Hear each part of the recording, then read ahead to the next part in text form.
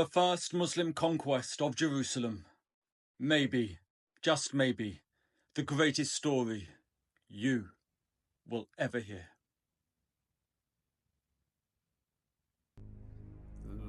At the beginning of the 7th century, between the years 602 and 628 AD, the world's two superpowers, the Byzantines and Persian Sassanids, were locked in a brutal war. In the year 614 AD, the Persians entered Jerusalem and ended 677 years of Roman rule upon Jerusalem, and then descended hell upon the city, massacring Christians in their tens of thousands, looting and destroying churches, and most painful of all to the Christian world, stealing the true cross, believed by Christians to be the cross Christ was crucified upon, taking it to the Sassanid capital as a symbol of their victory.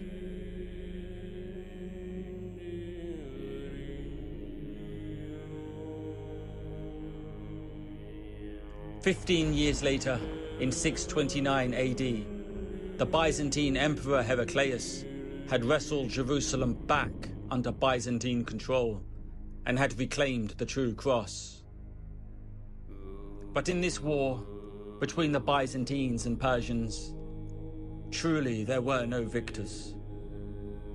Both empires were crippled and weakened.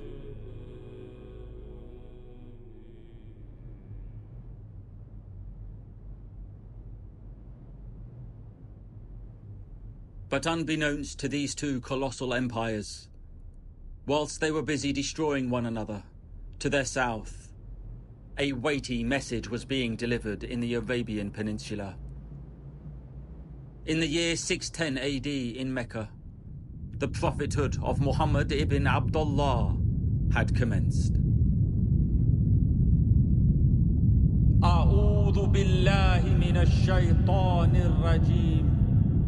Bismillahir Rahmanir Rahim. Iqra bismi rabbikal ladhi khalaq. Khalaqal insana min 'alaq.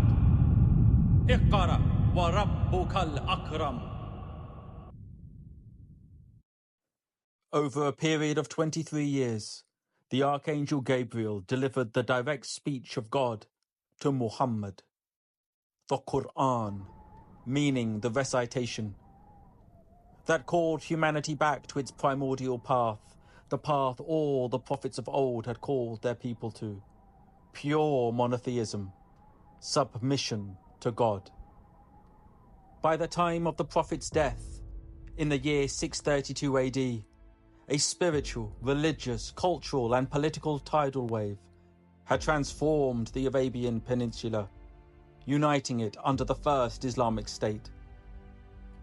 After the death of the Prophet, leadership of the Muslim community, known as the Ummah, was passed on to successors.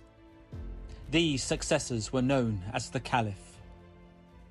By the year 636 AD, just 4 years after the death of the Prophet, the newly born Islamic State had expanded at a blistering pace, conquering Iraq, Syria and the Levant, absorbing the territories of the once mighty Byzantine and Persian empires.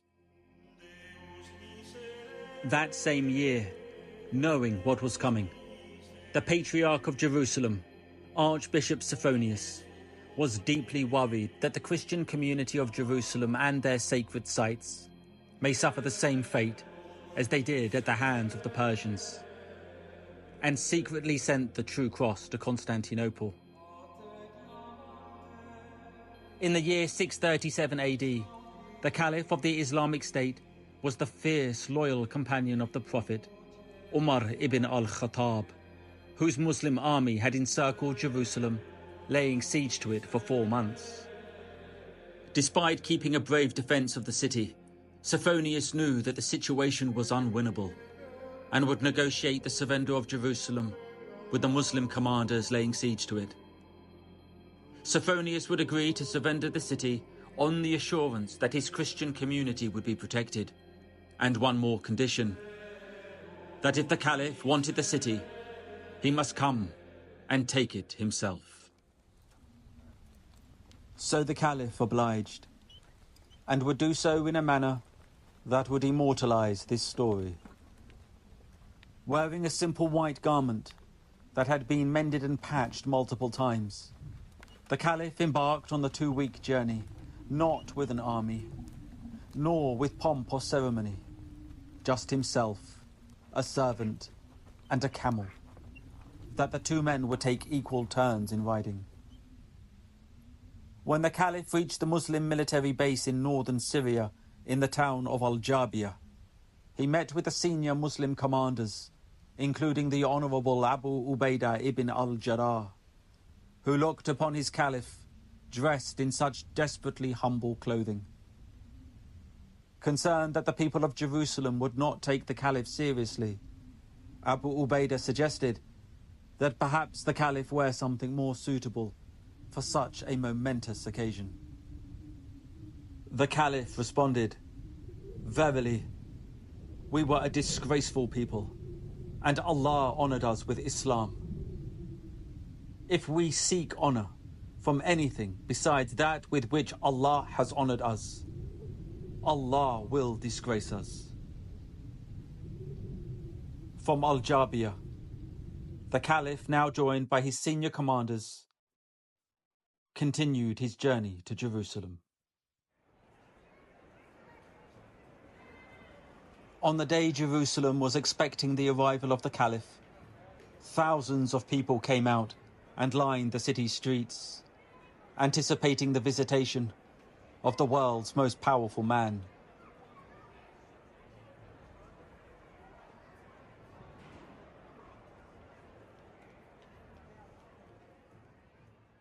And then he came, pulling his camel, in patched clothing, now muddied as a result of his long and arduous journey. It is said, and documented by multiple sources, that when Jerusalem beheld the Caliph, they were in awe of what they were seeing. The most powerful man on earth had arrived, resembling a Bedouin, not a world leader. Who was this man? A powerful message was being sent. Power is not a key to the adornments and luxuries of this world, but a burden entrusted by God.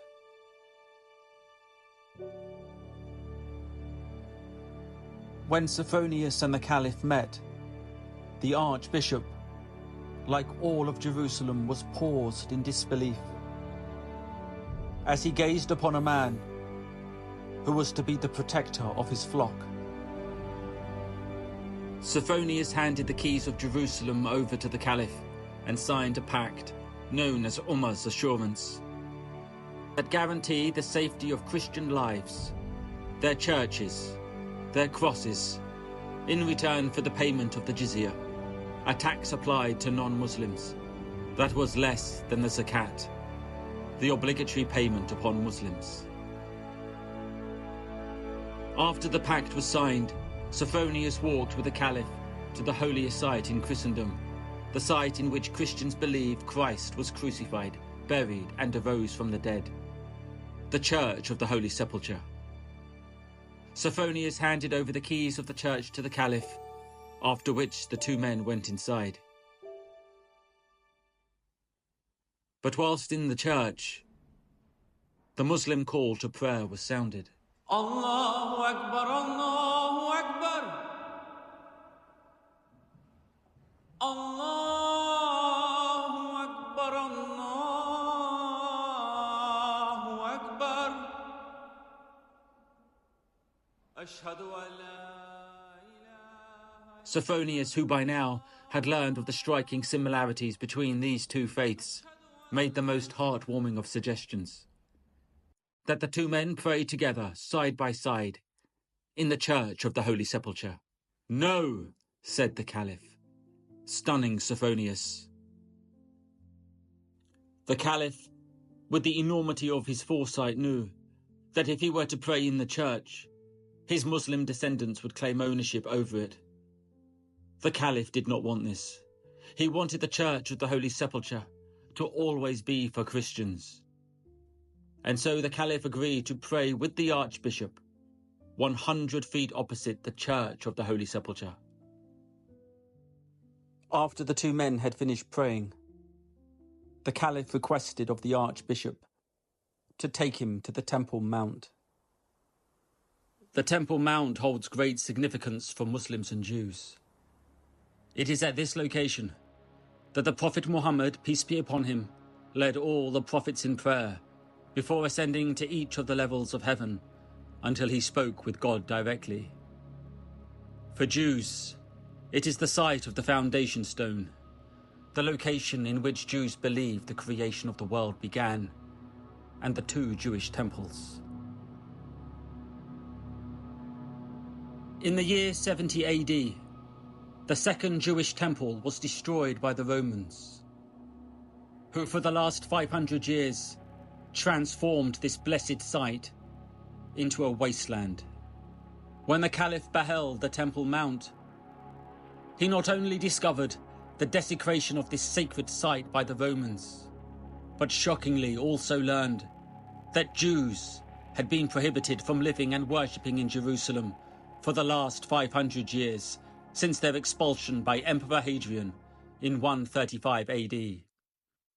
So, the Caliph instructed that the Temple Mount be cleared, and after half a millennium, Jerusalem would once again be a home for the Jews, as he invited Jewish families to relocate to the city, ending the 500-year wilderness of Jews in Jerusalem.